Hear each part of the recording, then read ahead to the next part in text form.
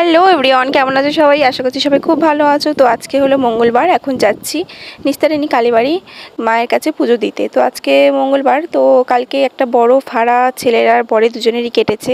ছেলে স্কুল থেকে বাড়ি ফেরার সময় রিলি রোডের মাঝখানে পড়ে গিয়েছিল, বা সামনে থেকে বা পেছন থেকে কোনো গাড়ি আসেনি, এটাই যা।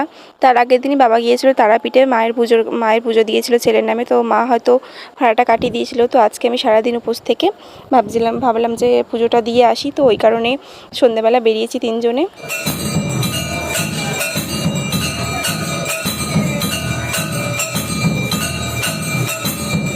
আজকে মঙ্গলবার হলেও মায়ের মন্দির বেশ ফাঁকা ছিল, আরতিটাও ভালোভাবে দেখতে পেলাম। তারপরে চলে গিয়েছিলাম একটু দই নিতে। কালকে জামাই ষষ্ঠী, তোমরা সবাই জানো। তো আমাদের পাড়াতেও ভালো মিষ্টির দোকান আছে, কিন্তু বড়ের ইচ্ছা ছিল এখান থেকে নেবে সত্যনারায়ণের মিষ্টির দই, খুব ভালো, কিন্তু ছিল না, শেষ হয়ে গেছিলো। তারপরে যজ্ঞেশ্বর থেকে ওখান থেকে গেলাম, গিয়ে ওখান থেকে দই ঠই নিয়ে মিষ্টি নিয়ে বাড়ি চলে এলাম।